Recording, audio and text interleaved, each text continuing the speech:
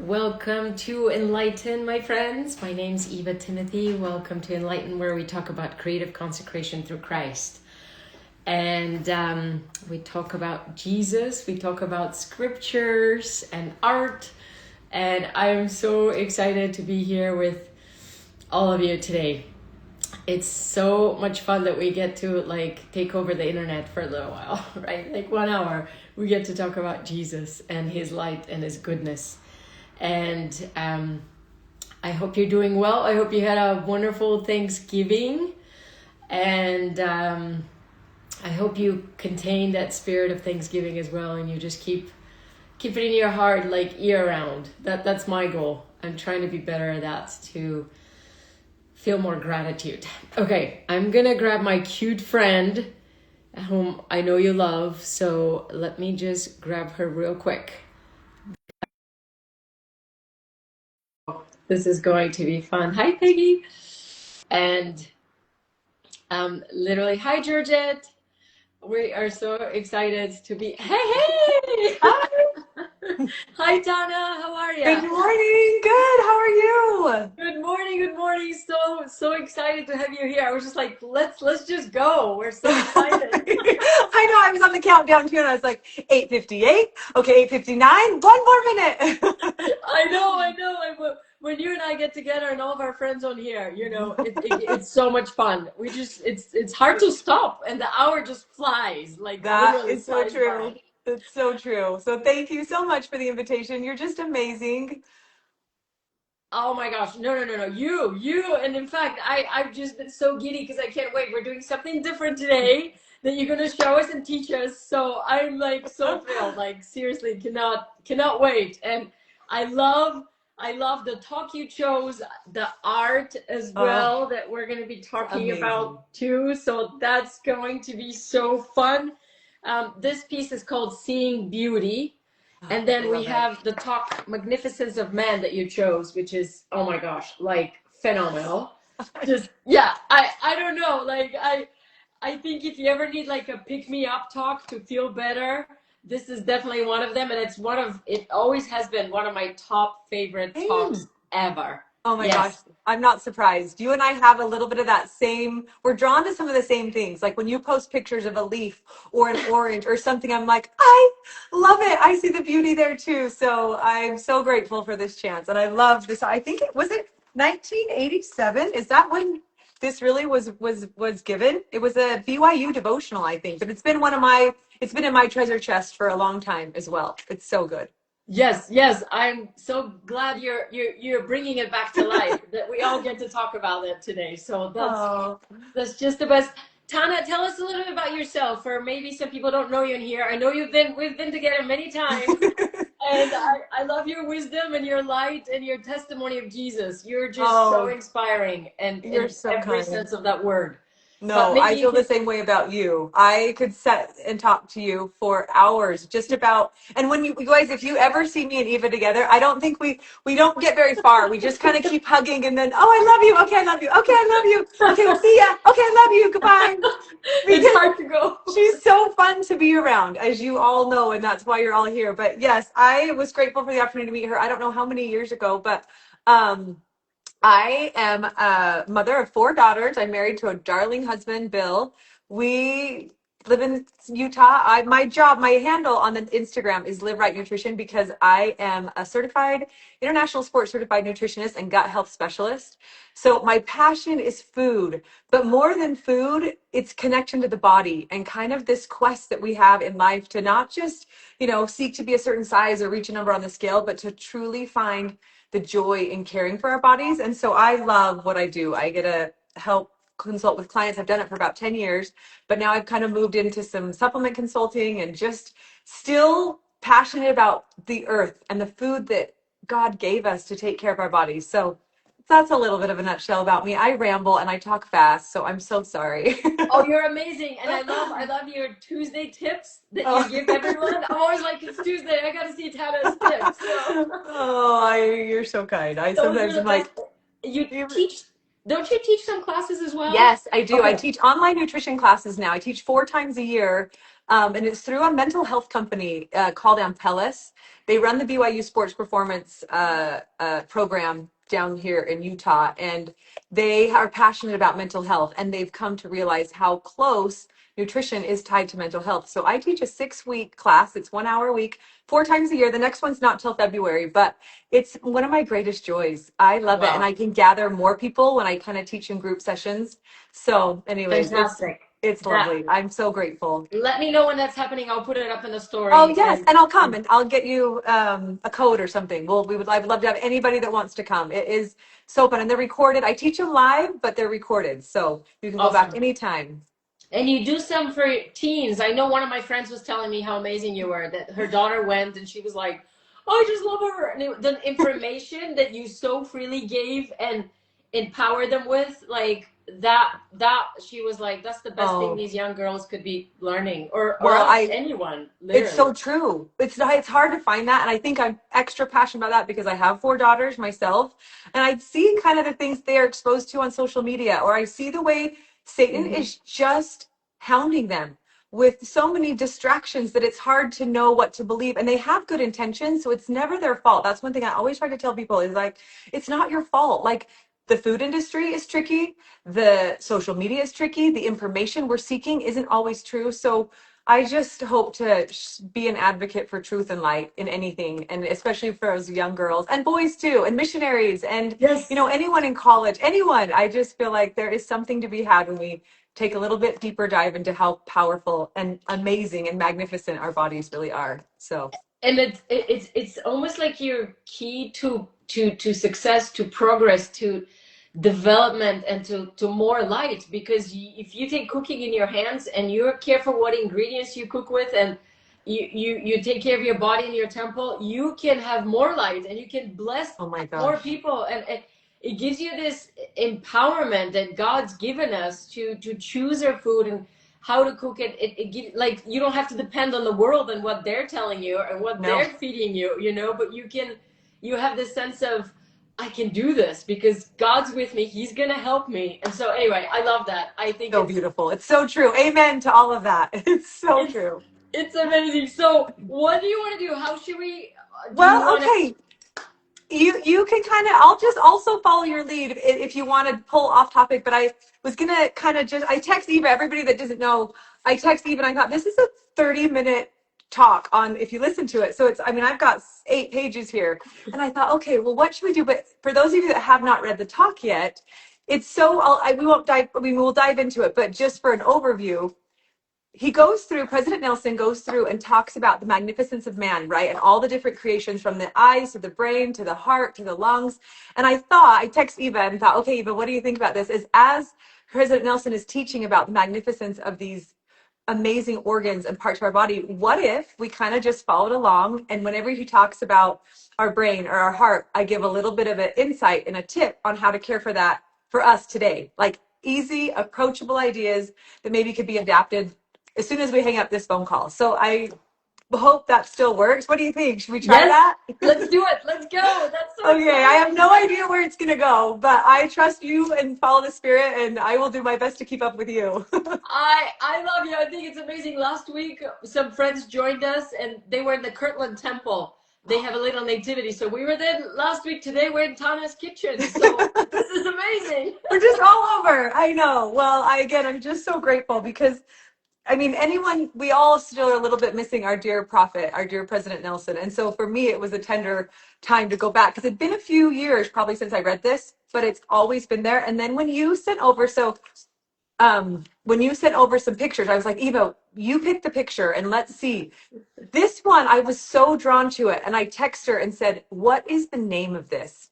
And you were so great. You responded, you emailed back all the pictures that you chosen and then the name. And the name of this one is called Seeing Beauty. And for me, it was like the spirit made all these quick connections, like click, click in my mind. And instantly I just thought, oh my gosh, I know what the spirit might want us to talk about. And President Nelson's talk came into mind. And I'll read this because this picture right here that you see is what I saw or I thought of this quote right here when um, he says, Ponder the magnificence of all you see when you look in the mirror. Ignore the freckles, the unruly hair, the blemishes. Look beyond to see the real you, a child of God created by Him in His image. And this picture completely embodies that. And I love it because it's applicable to everyone, every woman, no matter where we live, no matter our age. If we look in the mirror, we would see true beauty. And he even in the paragraph before says, perhaps you've been awestruck, thinking of the most beautiful things you've ever seen, at the magnificence of a single rose with its special beauty and perfume. And he goes on to talk about he's appreciated an orange. But this painting is more than just a single rose, which I think really embodies all of us, and more than, meets the eye when it comes to our physical body. And sometimes as women, we tend to beat ourselves up more than we need to, right? We tend to think, oh, I have to look this way or buy this thing or dress this way or be this size in order to feel this value. But I love how you captured, Eva, in this art, that those things aren't really what matters, that inside all of us, there's this magnificence. But what we need to do is see that. We need to look in the mirror and see the beauty that is within each of us. And so for me, it was just a really exciting moment to be able to talk about this and to share from my kitchen a few of those little insights on how we can maybe do that a little bit better. Oh, I love it. I love it. I can't wait. I just literally cannot wait to hear from you. Okay. Well, I'll just kind of keep going and you just interject, or I'll pause and be like, because sometimes I never want to bore anyone, but I just keep rambling. But again, 8 pages. So I'm going to kind of jump through this pretty quick, and you tell me some of your favorite parts if we want to go back or whatever. I mean, you're in charge here. This is, you're the mastermind. So if I can maybe say one thing just quick before we dive into the treasures you're going to talk about and show us, just because what you said like touched my heart so much when you said that we are created in His image. And this was actually kind of created as a self-portrait, a little bit of my life. And I kind of tucked it away. I didn't even really do much with it. I'm so glad we kind of bringing this picture back to life, because it was me realizing I have Jesus, like me realizing I'm His. Because you could see there's like sepia colors. It's dark. It's kind of this world I grew up in of not much light, in communism, and growing up in such hard conditions and no freedom of religion or anything. And then me finding the contrast of my identity, that I'm His, that joy of, and I can talk more about the different symbols after, but that to me was like, oh my gosh, this is what Jesus does. He brings color, He brings abundance. You can't even, like kind of that a little bit of David moment, my cup runneth over, right? Because He's just so good and so amazing. And seeing in that mirror, and I have some symbols I'm going to talk about after, about the camera. I brought my camera too, so we'll come back to that, because there's a lot that goes with it. But I love what you said, that we're created in His image, and that changes everything. There's no more powerful truth in the world, that like we are His, and we're created in His image. It's just the most amazing truth in the world. So true. And I love, one of the things that I notice is how you put the mirror on the ground and it's kind of cracky and dirt. It feels like it's on the dirt and desolate, with like, kind of a dry environment, which sometimes is what really we're living in when you kind of look at, compared to the celestial kingdom, the life that we will have. And so I love how you frame that so well. Just like, this is sometimes what we can look at if we're not using spiritual eyes to see our true worth. And so I would love to have you tell us more about the symbolism, because it really is, it's powerful when you look at it. And I kind of love, my other favorite part is that the roses are so oversized. Like, I know I've seen some roses big before in my life, but I love that it's like bigger than an armful. I think that's the abundance of God, is that there is more than meets the eye every time. And that's what He is, and that's what He will be to us, is bigger and better and greater than we could ever imagine. So those were some of my favorite parts about this piece in particular. Oh, I love that. I feel that about you too, that because we cultivate them, we keep them, that knowledge of Him, and it grows and overflows. As we shared, it continues to grow and blossom and bloom. So I think that's really, is it such an amazing opportunity we have to embrace that. I wanted to hold him. See how it's like really tight. We're I love it. holding him, the abundance of who he has created us to be. Like, and just like you said in the mirror. So that was so good. It goes so well with I what you know. said. That's Each why I one of thought us. you probably painted this to go with this talk. I was like, put the part together. But I love anyways, it. I I love do it. I love too. it. Well, I'm excited to hear what you want to tell us about the camera too. So should I kind of go through just some of these quickly, some of these Oh, no, parts, and no, we can no rush. They're all so Okay. beautiful. No rush. And I brought this too because you Oh, you met. did. I know. I brought a few of things too. I was like, okay, we're just going to be in the kitchen. I love you so much. You're amazing. I Great love you. minds. We just think sometimes the same thing, which is amazing. Because I think, yeah, anyways, okay. But if I will recommend this talk to anybody, especially after if they sit down and watch this, because it is worth diving into. But most important, well, most in particular, one of the reasons I love it is not just the way he teaches about how cool the body is, but the way he writes. He uses words that I have not heard in the regular common English language for a long time. And we'll get into some of those too. But I think when he starts off, one of the first points that I remember being excited about is when he goes into this embryonic development. And he got into talking about chromosomes contain thousands of genes, and they form this beautiful life. And he says that a little heart begins to beat at 26 days. Circulation begins to blood circulation of the blood begins, and then he says cells multiply and divide. Some become differentiated to the eyes that see or the ears that hear, while others are destined to become fingers. And he describes kind of this process of a baby forming inside the mother's womb. And when he talked about cells dividing, I instantly had this visual in my mind of one of the coolest parts about our body is the brain and the gut. And when I learned this concept, I'll never forget, because if you look at the brain, it kind of has these really intricate, like tube-like characteristics, right? Like it's kind of just like a jumbled mess of a garden hose, but all compacted. Well, if you look also at the intestinal, tract and all Oh, the linings of the gut, they also look very similar to the brain.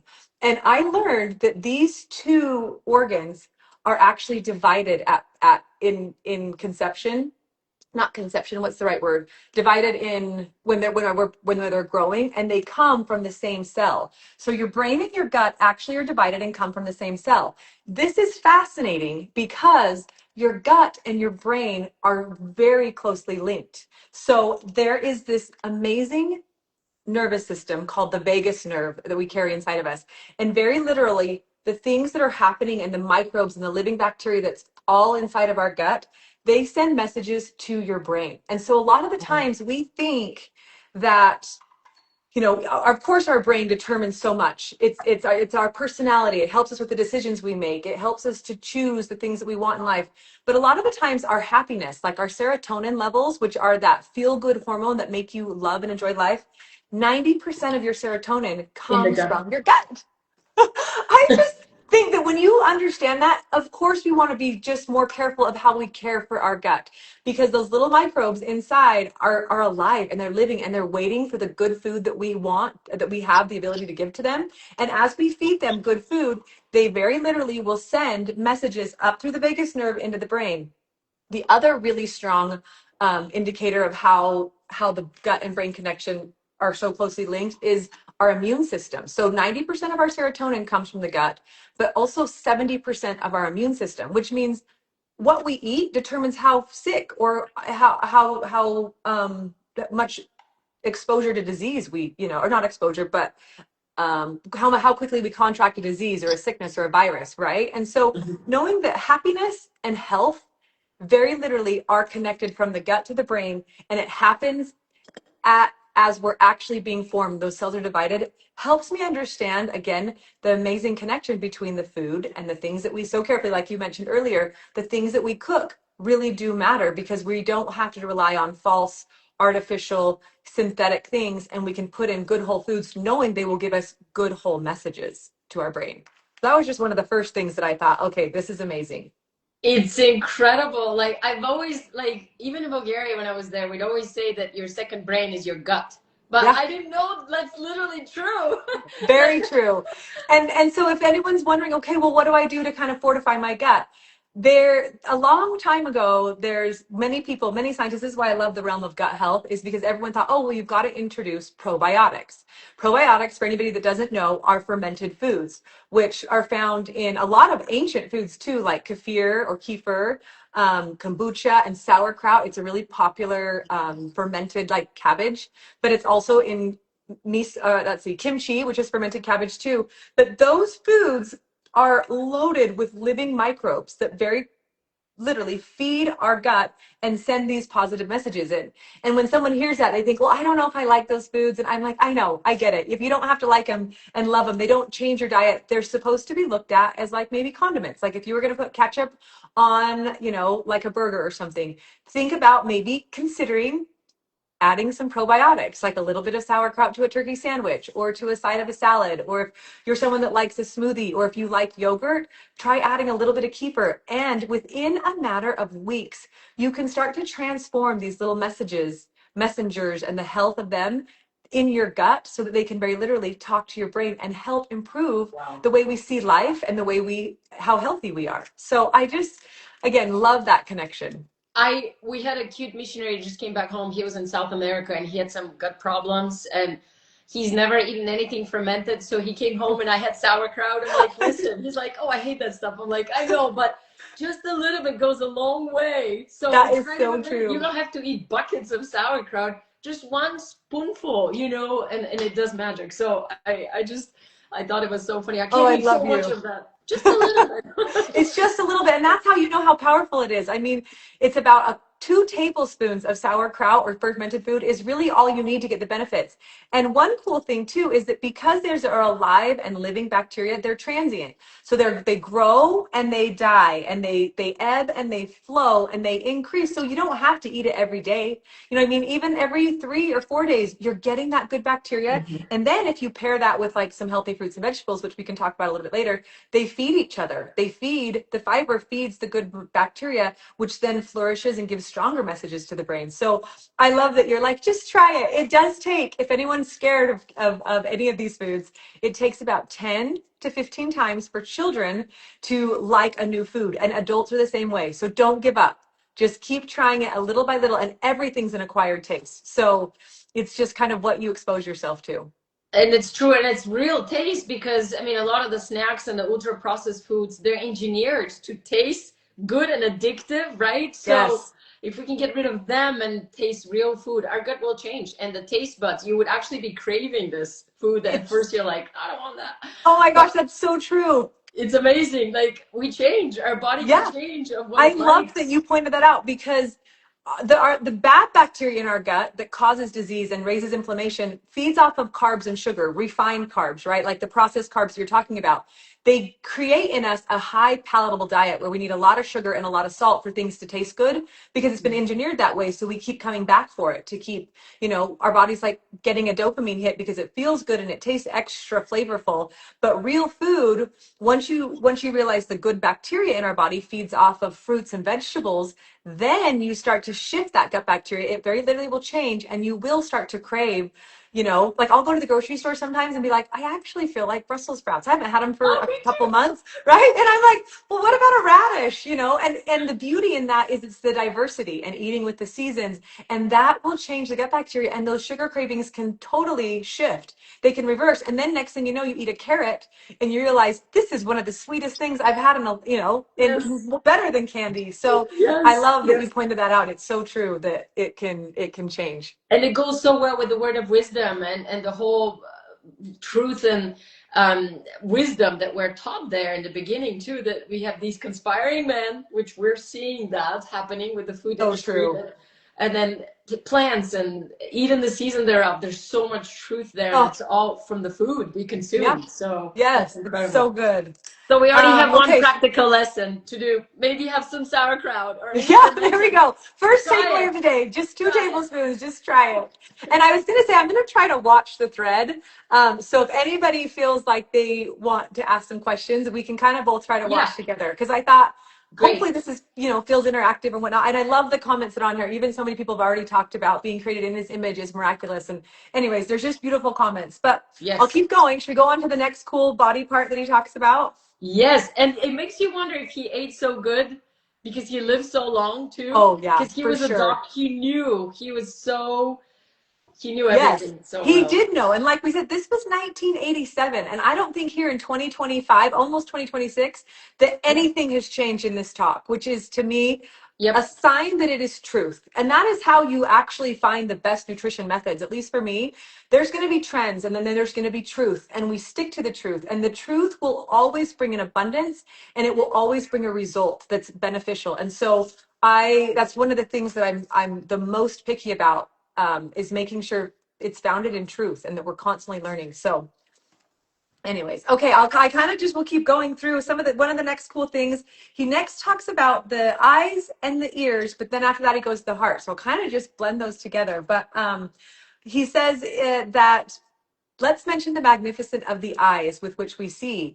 And he talks about how eyes are connected to the brain. And I always underestimate our eyes. We would obviously be and do nothing as clearly as well as if our eyes weren't working. And so I'm grateful for them. But one of the coolest parts is a lot of the times I will have clients come to me and say, I'm not sleeping well, or I feel, a little bit restless at night and I want to know how to improve it. Sometimes we think we need to take a supplement, right? Which can help.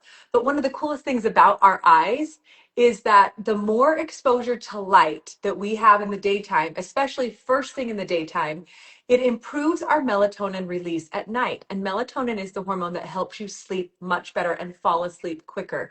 And so I just think that that's not a coincidence, that if we want to feel well rested and feel like we can have an opportunity to rejuvenate ourselves and, kind of recover, right? That our eyes play a part of that, because when they feel the light and the sun, that's what helps us rest better. And so just a little tip, if anyone's feeling like they're not sleeping well, the magnificence of our eyes, I would suggest to take that power and go outside. And sometimes I don't even wear sunglasses anymore. Isn't that so weird?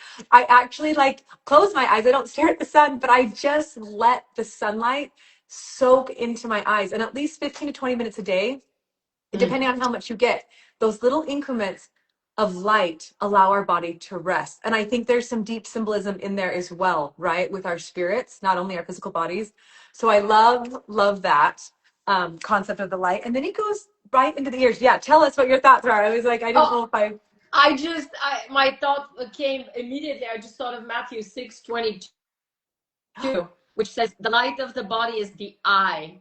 If therefore thine eye be single," if we look at the JSD and is single to the glory of God, which we know is intelligence, which is light and truth, Yes, that's why I love you. thy whole body shall be full of light. I mean, it's almost like the lamp to the whole body is the eye. Like, yes, it's such an amazing opportunity that we get to choose what we're gonna see, like what we're gonna focus on. Are we gonna focus on not looking at, but yeah, feeling the sun, yeah, literally, yeah, God's love, and yes. the sun rays, the vitamin D on us, it's so interconnected. Like, It's so interconnected. it's just absolutely beautiful. Yeah. Thinking When you about think about it, like kids, like whenever you go to the beach or you're like on hikes a lot outside, the more you're outside, the better you sleep.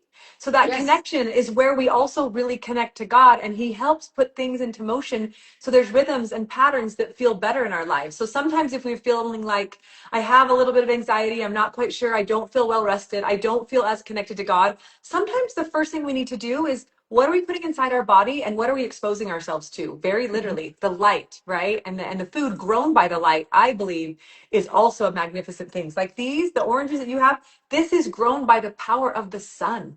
And so that's why when you put that in your body, you're very literally putting light into your body as well. So just a fun little I I bring nugget. these every time I fly on the plane. I have a grapefruit right now. Usually it's an orange, but either one. Yeah, yeah, Because sometimes I can't stand being on the plane, just the air. I love fresh air. So even in the winter, I crack my window open just to yeah. get fresh air. Fresh air could be my middle name. Eva Fresh Air Timothy. I just love fresh air so much. Oh, And so I love these real smells. And I open yeah. up this on the plane. Wow. God made You this. know And what's then, so brilliant about you bringing that on the plane is I actually carry an essential oils on the plane when I travel called citrus, because the smell of citrus naturally calms and brightens your mood. So you're Oh, just brightening everybody on the whole airplane. I'm just in there with my little essential oils. I'm going to now carry a full orange or a grapefruit with me. I think it's brilliant. I love that so much. oh, I'm gonna show you one more thing. Wait 1 second, because this is so cute. 1 sec. I Yeah. just thought of you gotta see this. This is like Okay.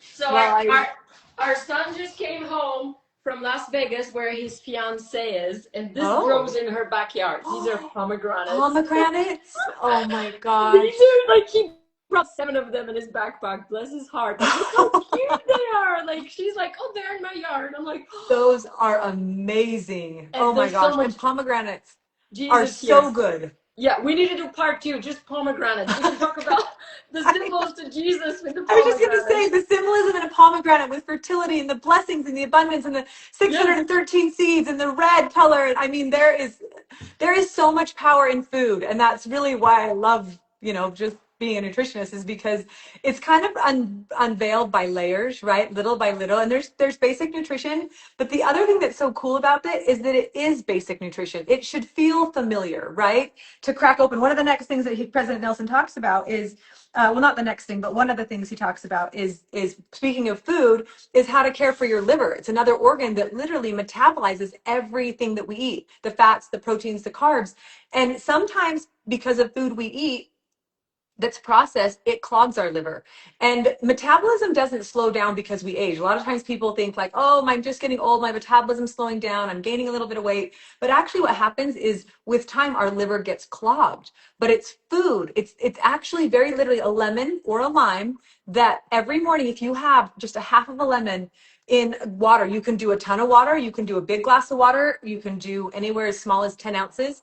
If you have that lemon water, wait maybe 20 or 30 minutes, let the powerful alkalizing lemon juice sit around your liver and kind of sift off and slough all the gunk, and then 30 minutes later eat. You'll be surprised that when you go to the bathroom how much garbage can just slough right off of our liver, which again is the cleansing power of food. Limes will work too, lemons or limes, just depending. But I just think it's incredible. There's these natural ways without feeling like, oh, is it the magic pill? No, it's the light. It's the sun that carries power, that grows these things that help our body flourish. So Sometimes I grind the peel of the lemon as well in my blendtec. I just put it with a little bit of yeah, water, and then that I eat that. I drink that in the morning. I hope that's good, but I just anything. I mean, I haven't studied that, but I'm sure it's powerful. This has a lot of fiber. So yes. do the same thing. I'll take garlic and lemons and blend them up and make these little ice cubes. And then I drop them in my beef when I'm cooking or turkey or soups or Oh, whatever. But great I think the idea. power of a lemon, outside the body, it's acidic, but inside the body, it's alkalizing. So even adding little lemon wedges to your water throughout the day, or when you go to a restaurant, it's pretty easy to say, oh, can I Always, get some lemons? It always. lowers the pH level so that your body can actually digest food much better. And it also prevents insulin spikes, which is really kind of the main problem of why we get sick, is because inflammation rises, which causes inflammation, which causes weight gain and then disease. So even just little bits of adding lemon will cleanse your body and help our liver, and again, just another testament to the beauty and power of food. Consistency, right? That little, you've taught me that. Consistency goes a long It way. does. So It's not about perfection, it's consistency. So, yeah, 1 or 2 days of this, you might not completely heal your fatty liver, but I promise you, time after time, just keep coming back on. Even if you skip 1, 2 days, even 2 weeks, come right back. And that is the beauty of the Lord, too, and the grace that He offers, is that it doesn't have to be perfect. There's a part in this talk um, where I actually wrote down that word consistency, because I feel like it's actually towards the end. But while we're on the topic right now, when you just said that, he said, um, no one is perfect. Some may have sinned grievously in transgressing God's laws. Mercifully, we can repent. That is an important part of the opportunities of life's opportunities as well. And then he kind of goes into talk about the spiritual part of consistency, grace, repentance. But that is not just a spiritual principle. It's very literally a physical principle as well.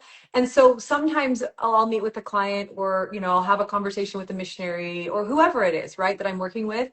And they kind of want to beat themselves up because they haven't done this, or they had too much sugar this day, or they didn't quite eat the, healthy breakfast that they wanted to. But this is where I get to testify that grace comes in, and grace is the power that actually can heal and save and exalt and help us become. And it just will come because of the nature of God and who he is and who we are. And I think, again, just those principles that apply spiritually, we apply physically as well and see results.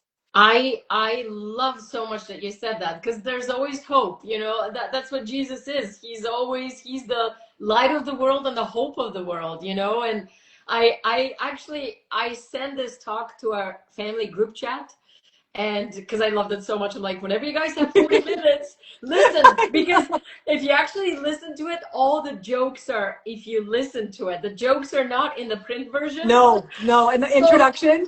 No, It's yeah, so true. there's so many fun jokes, and you gotta listen to it. So anyway, but my son's like, Mom, that was my favorite part, what you just talked about.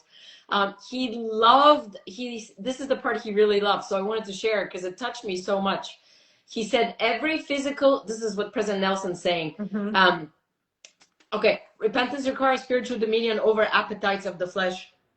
Every physical system has appetite, our desires to eat, drink, see, hear, feel, respond to those appetites.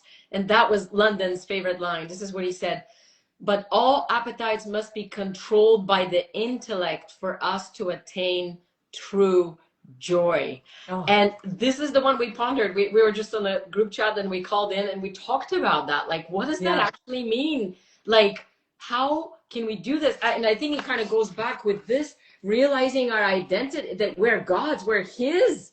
This is why, he can help us overcome things that are difficult and things that are hard, our appetites, and the whole self-mastery that he even talks a little bit further. If we remember we're his, and this body is his, it's bought with a price, that we have that tabernacle that is really from him, is just so beautiful to think, oh my gosh, it's not just me, it's God inside of it with me, helping me to, I'm his, I'm going to protect this because this is his gift to me, this body, so that his spirit, like our spirits can live, and we're created by him in his image. So I think that ties in so much, that truth, that really we can have more self-control relying on him, because he's all powerful. We can't do it on our own. We could never succeed on our own, ever. And that is the magic phrase right there. We can't do it on our own. We will try. We will exercise the discipline in our very best capacity, but it will never be perfect. But that's the beautiful thing, is it doesn't have to be. And that's one of the things that I also really want to remind people of, is it doesn't have to be perfect. You're not on or off of a healthy life. Sometimes it's not about this final destination of health. And again, just because of the clients I work with, sometimes they think that I'll be happy when, but if you're not happy at a size 12, you're not going to be happy at a size 2. And that is the truth about, living the principles of God. They will bring you happiness in the entire journey. It's about the routine and the rhythms, not the final destination. Although the final destination is exciting and I cannot wait to get there. And that is what is my motivating factor. But I don't believe that God wants us to only be happy when we arrive there, that we can have the calm in the storm of whether it's a physical, spiritual, financial, emotional, mental, whatever it is, we can have that. And so much of it depends on just the discipline that we have. I love when I underlined that, of course, too, my favorite part about all appetites must be controlled by the intellect for us to attain true joy. And one of the things that I thought of when it was like, by intellect. So of course that to me says learn as much as we can, but there's a lot of people in my life that don't have time to spend reading and researching all these, great, cool things about nutrition. And so one of the things that I've tried to help implement into my protocols for my clients is the power of systems. And that when you actually don't have or feel like your discipline might be lacking, like it's a great thing to want to have that. And I have maybe I'm OCD about it, but I just love consistency and discipline, and I just like thrive in it. And I've seen many people that same way, but I do also want to acknowledge that it's not always easy for everybody to get up and remember to have lemon water, or to have a handful of nuts every day, or to drink your protein shake, or whatever they are. But that one of the coolest things that has helped people find this a goal of health is to set systems in place. We rise to the level of our goals, but truly we fall to the level of our systems. So if you have a system in place, that means that when life is crazy and you don't have time to cook healthy or, remember your supplements or do whatever the things you are, you have a system that automatically will fall into place because it's a rhythm of what you've created when things were steady and calm. So systems can actually really help. I have a system for everything I do. I have a lemon water system. I have a workout system. I have a supplement system. In fact, they're ones that aren't going to be, sure, we can talk about them, what yours are and things like that. But one thing that I want people to know is that you get to create your own system. The whole world functions on systems, the solar system, right? The nervous system, the muscle system. Systems make amazing organizations. So if you are feeling like, oh, I just don't have the discipline or I don't know exactly what to do, a little bit of knowledge and then applying it into a system is one of the best ways to start to move down that path to more light, to more abundance, to more capability, to truly seeing in what the picture that you have, to truly seeing in the mirror that beautiful bouquet of roses that symbolizes our image of God that we've been created in. And that's where I love this power of system. So another little takeaway tip would be like, well, if you want to start lemon water or you want to start sauerkraut, for lemon water, for example, I do mine the night before. Like when I brush my teeth, I don't know, I never go to bed without brushing my teeth because I put it into a system. Now I just know I go upstairs, I wash my face, I brush my teeth. That's my system. I've added to my system by habit stacking my lemon water. So then I fill it up, put it by my nightstand, and I go to bed. And then when I wake up in the morning, it's right there, ready to drink, and my system's complete and working. So even on the worst days, my body naturally just goes downstairs, cuts the lemon. Does it take 30 to 60 days to get that habit? Yes, but it's worth it. And it doesn't have to be perfect because God will show up when we just give a little tiny bit of this appetite controlled by the intellect, right? Just like our desires and our knowledge. So I don't even know if that made any sense, but it's a little tip to hopefully help anyone that feels discouraged. Oh, it was so good. Oh, it's brilliant. I love that you're just attaching it to a habit, right? Like Yeah. to a system. I think that's brilliant because it's achievable that way. It's not it, and little by little, right?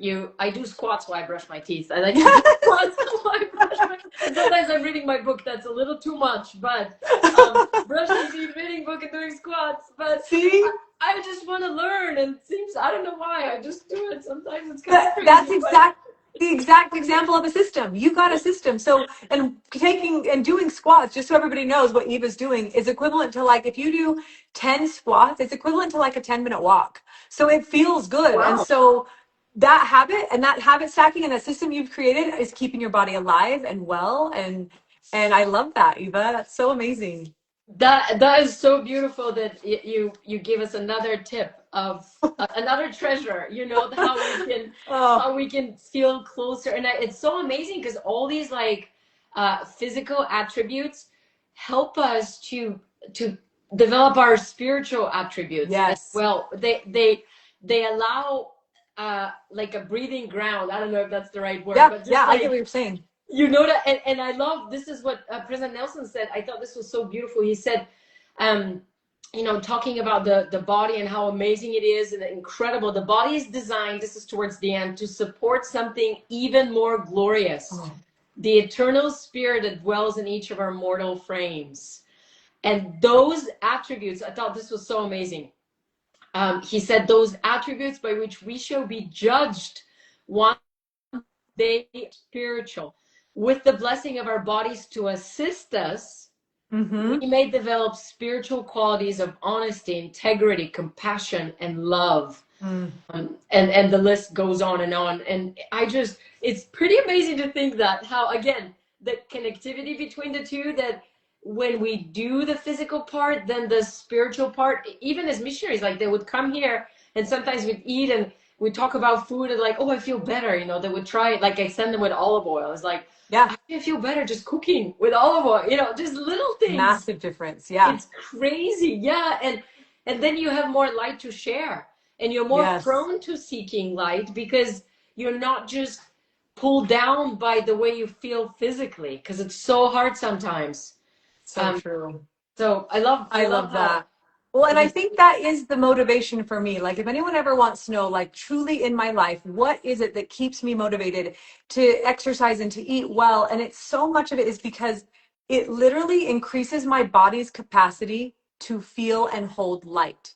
And when we feel and hold light, I'm not saying if you're not physically healthy, you can still feel the spirit. Like, I don't ever want anyone to feel like they can't, Oh, but of I course. believe that it increases our capacity and the spirit quickeneth everything. And so if my body, which he teaches in this talk too at the end, was given to us, there's a part I should have like highlighted all these. There were so many things I highlighted that I was like, okay, where did I highlight that part? Me too. Oh, he says the spirit, when he's talking about, there's a paragraph called the duality of man. And he says the spirit joined with the physical body of such remarkable qualities becomes a living soul of supernal worth.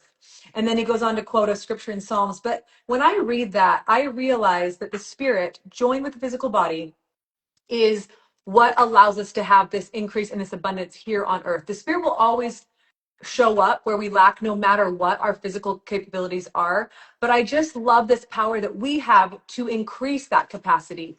It's like an endowment. In fact, he even says somewhere in the beginning of the talk too that he calls, oh, where is it? He calls, here, this part. He says, he's talking about, the heart. Oh, and I want to talk about the heart too, because there's so much symbolism in the heart.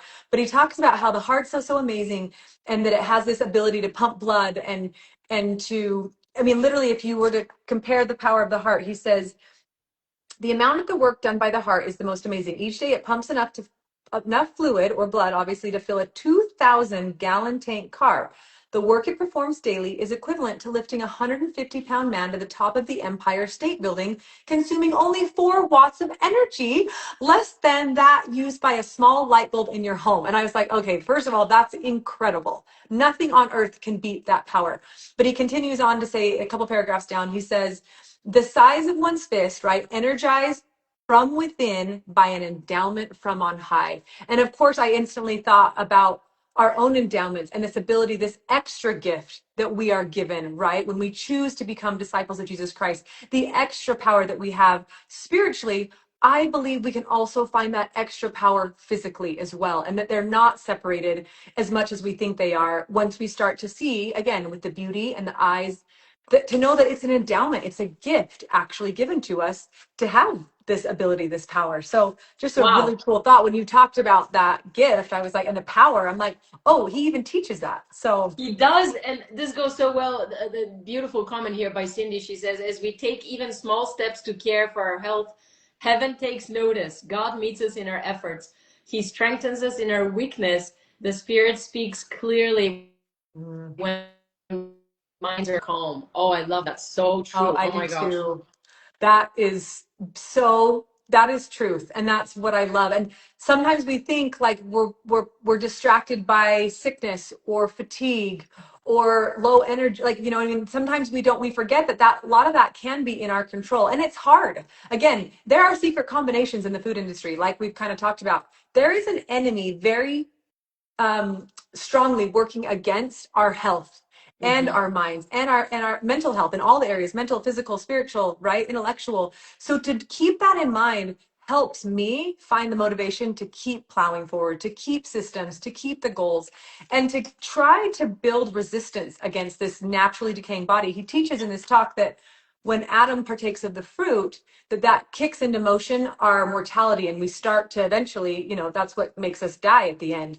And Mm-hmm. I started to think about, some of the things that, like, I don't know, I hope this is okay. I was going to talk about the heart a little bit, but one of the coolest things about the heart and our body and our muscles is that it quite literally can be this fountain of youth for us, as we're seeking to kind of get more energy and find more peace and happiness through our physical body. One of the most underestimated tools that I think we neglect is the power of lean muscle mass and moving our heart. And so he talks about the power of the heart.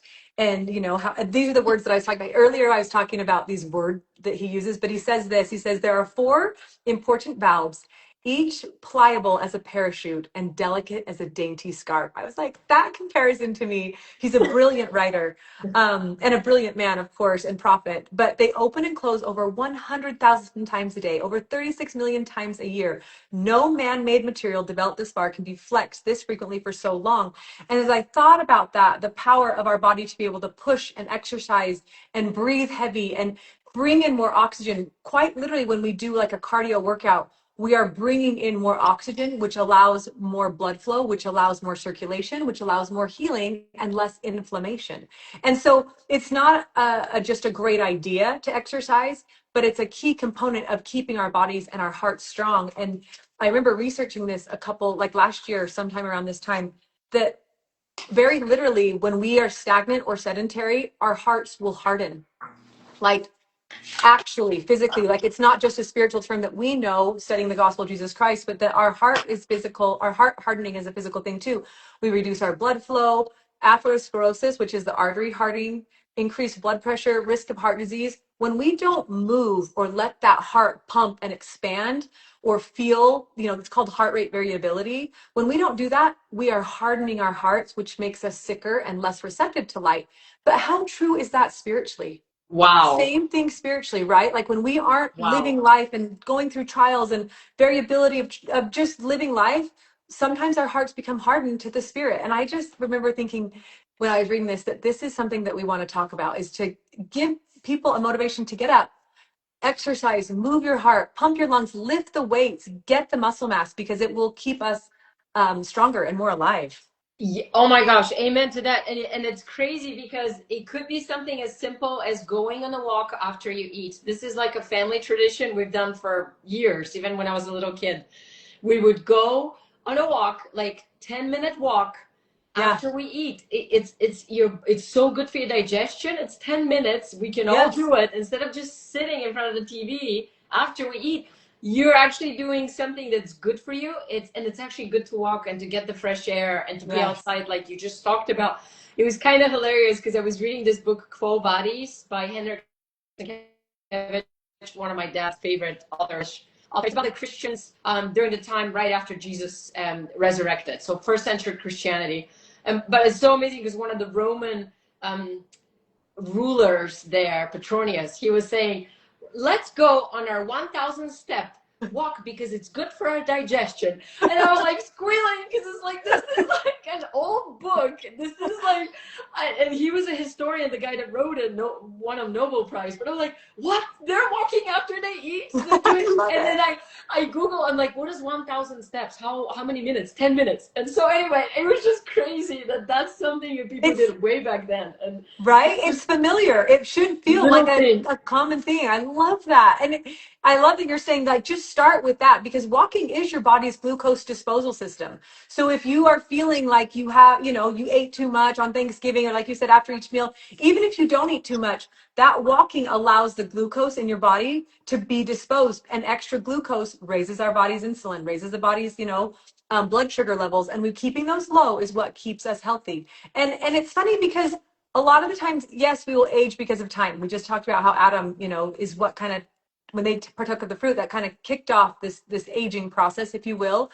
But I'm just so grateful that to know that we will age because of time, but also most of the reason we decay as we age is because we stop moving, right? It's because we become stagnant or sedentary. So this motion of just picking up, like you said, doing some squats, picking up and carrying your own groceries, going on a walk, maybe parking far away from the grocery store window, or if you're gonna, I'm trying to look around my house and some of the things that I do, like push and move. I'm like, what do I do? How do I lift weights around in a functional way, right?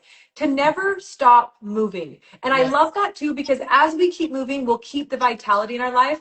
But I also love the spiritual relation, because when we are moving forward, God can direct our feet better. Even if we don't know which direction exactly is the right way, as long as we kind of just take one foot in front of the other, keeping our eyes focused on Christ, God can direct us spiritually and physically. If we just keep moving, we can have that same direction and that light to guide us as well. So again, another symbolism between our physical bodies and our spirits. Oh my gosh, Tanna, I love that. I love this whole concept of hardening our hearts, like both physically and spiritually, that you taught us. That is, and how many times are we told, don't harden your hearts in the scriptures? It's like over Exactly. and over and over again. I mean, it's just, and maybe think of exercising faith. Yeah. That Oh my gosh. Exactly. I that's love the that. word.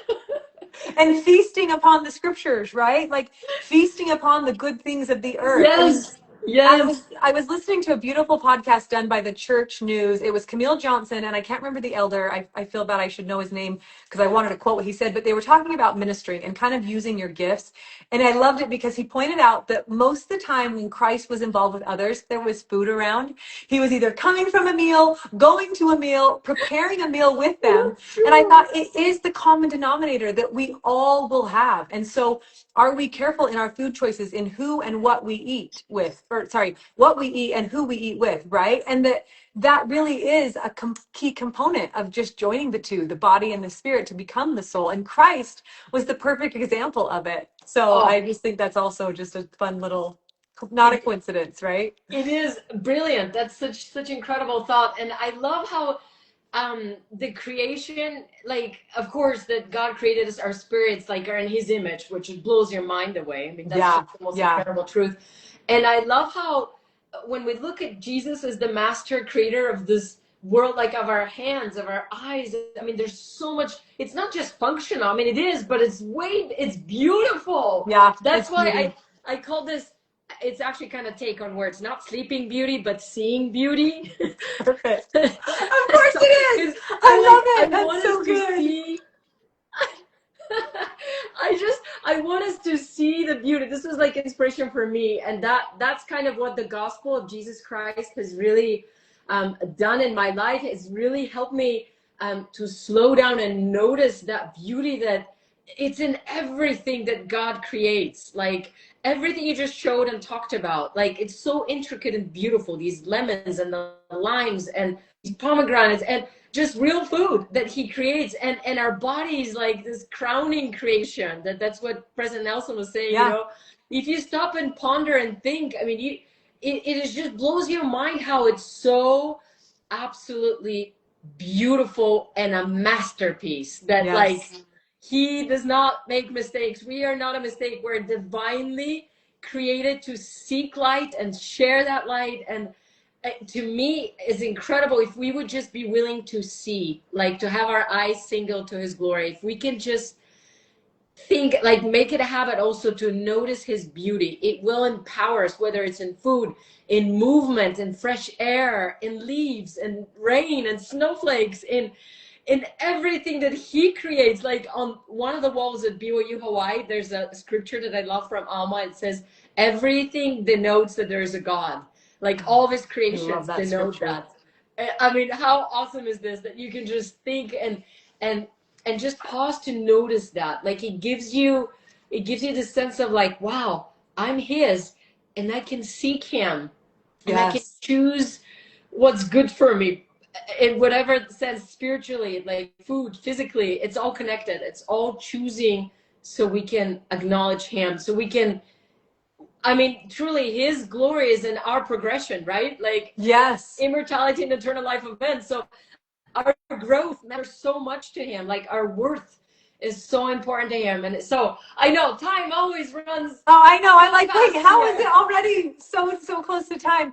I just love what you're saying. And I love that that is how, and we can know that it's working because there'll always be fruits. One of the things I pulled up, because he talks about this in the end, and I won't ramble on this. I'll just cut this short. But he talks about how as we're faithful and deeply rooted in scriptural accounts of God's magnificent creations, that we will be able to have future discoveries. And I think some of those future discoveries are the fruits of our labors.